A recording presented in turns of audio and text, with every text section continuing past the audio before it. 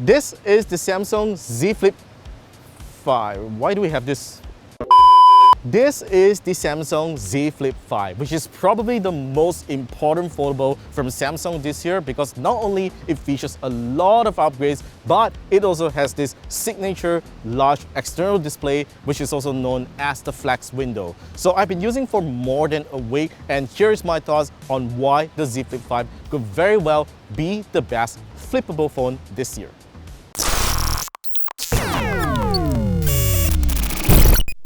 Now, one of the main reasons that you will be looking at the Z Flip5 this time is the improved design that Samsung has made right here. Not only the Z Flip5 is a lot slimmer and easier to handle than the Z Flip4, all thanks to this new hinge design, it also has a new and larger 3.4-inch flex window display that I believe is going to stay for the next couple of generations of the Z Flip series. Now, this 3.4-inch display is not something new that we have seen on foldable flip phones, which in fact, we have already seen Motorola making it on its Razr and all that, but I have to say that this is probably one of the most unique screen designs that we have seen on a foldable flip phone. Because if you look at it, it's not entirely a squarish cutout, but in fact it has this curve right over here, which actually has a design benefit. Now, for example, once you actually swipe up on this side here, it actually calls up Samsung Pay, which you can access your credit cards and debit cards and all that and make payments out there. You do also get a home and back button right here, which is something that other foldable flip phones wouldn't have. Now, I believe Samsung has really studied for many years on how people would be using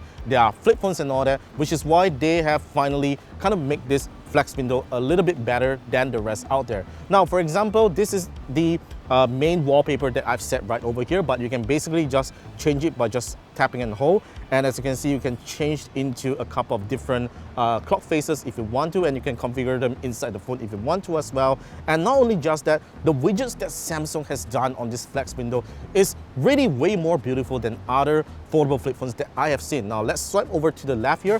As you can see, this is the calendar widget, and you can see our appointments and everything all in one view. And it's really convenient if you just want to quickly check on your calendar by using this widget and without opening up your phone. Swipe over to the left, we get the alarm clock widget, which is super useful when every time you want to go to bed, you don't need to open your phone, and you can just simply add an alarm directly from this flex window or just enable your existing alarms. Swipe to the left again, and we get the stocks widget, which you can see I actually have Ethereum/USD cryptocurrency here, so I can just simply just swipe to this widget to see how is Ethereum performing right now and to see other of my watch list, and go over again. This is the main benefit that Samsung is introducing to this flex window here. And currently I have this good lock widget here. As you can see, I've enabled some other apps to be that can be launched through the flex window here. Now that includes things like Facebook, Google Maps and everything, and even watch YouTube videos here. As you can see, I can just simply go right over here to my YouTube app directly from the flex window here, and I can start playing some Dancing Cockroach. Now, of course, not every app runs great on the flex window. As you can see, I have Waze running at the flex window right now, and everything looks extremely cramped right here. So you are given very limited space to type and to search for directions and all that. Even when it comes to navigation and all that, you will see that it looks very cramped and you can't see ahead of what is the next turning and so on. So yeah, it's not meant for every apps right there, but it is super convenient for you to use it if you don't want to open up your phone to do everything else. Otherwise, typing on the flex window is extremely convenient and usable, as I use it frequently to perform searches on Google and even text my friends or even search for a video on YouTube. Now, one of the main issues that I, and many people included, had back on the Z Flip4 and Z Flip3 was that the external cover display was just too small as a camera live view. Now, with the 3.4-inch flex window right here, this becomes a killer selfie camcorder, and let me show you how great of an experience is that. Now, let's fire up the camera from the flex window by swiping right here. Now, as you can see, this is a great live view, and I think it's even better than some mirrorless camera live views that I've seen right here. Now, in most cases, you will be holding the phone in this side because you don't want to be blocking the lens with your hands and all that. And what you can do here is if you swipe to the left, it goes into video mode, swipe right, it goes back to photo, and you swipe right again, it lets you take a portrait photo. You can even choose the kind of effects that you want for portraits, and I think it looks really great. So let's just go back to the photo mode. Now you can also do some other settings here, such as changing the aspect ratio and everything right here, but it's just a limited set of features that you can do on this flex window here. Now, when it comes to videos, I think this is a really great great camcorder as I've been using it for some personal videos recently, but sadly resolution is limited at just Full HD at 30 frames per second. This camera is perfectly capable of taking up to 4K 30 frames per second. I'm just not sure why Samsung is limiting the resolution when taking videos on the flex window. Now you can of course switch between lenses by just swiping 2 fingers just like this, which I think is a little inconvenient, but it should still work for most people out there. Unfortunately, you can't do a single swipe to change between lenses. You need to use 2 fingers, which is kind of unfortunate.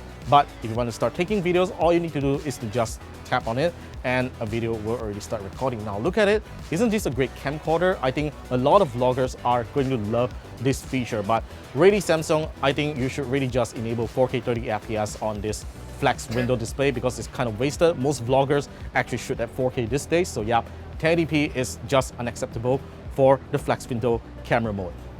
Now of course, there is still a workaround if you want to shoot 4K 30f videos while using the flex window preview. And all you need to do is to just launch the camera app on the main screen here and make sure your video resolution is already set to UHD 30 frames per second or 60 frames per second. And next, tap on this cover preview button here and you will still get the same preview on the flex window here, and make sure you just turn the phone up just like this and press on record, and you can pretty much just hold it like this and shoot your vlogs.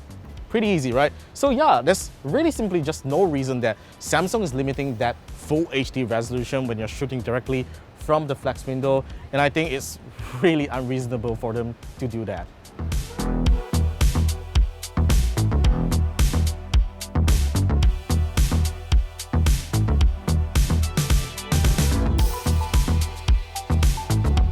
Now, you've seen all the benefits of the Z Flip5 over the Z Flip4, all thanks to this new, larger flex window display. And now, it's time to talk about the next great stuff about the Z Flip5.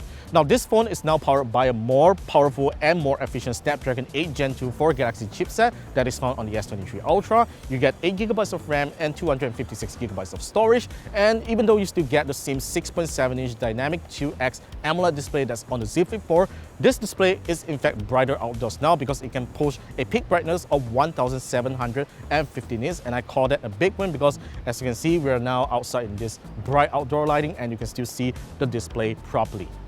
So as you would expect from a Snapdragon 8 Gen 2 powered device, the Z Flip5 is a very responsive smartphone as it can definitely do all of your regular basic smartphone stuff and even gaming as well. It's just that this phone isn't really designed for gaming because after gaming for like 30 minutes and so on, you can definitely feel the phone heating up quite a lot and you do face some performance throttles as well. As you can see in this 3D Mark benchmarks, the score actually drops after the 3rd and 4th loop, and it is quite obvious, and you shouldn't get this device if you are thinking to use it for gaming.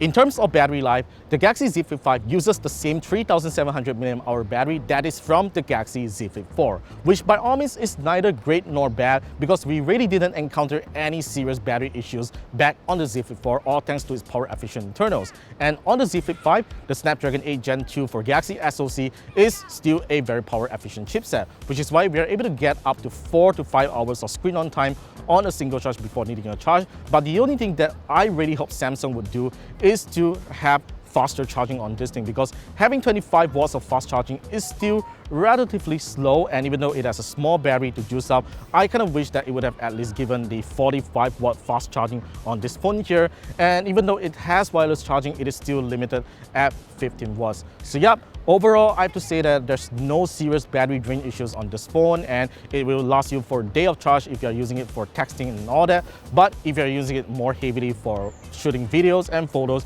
you might actually require a charge halfway through the day.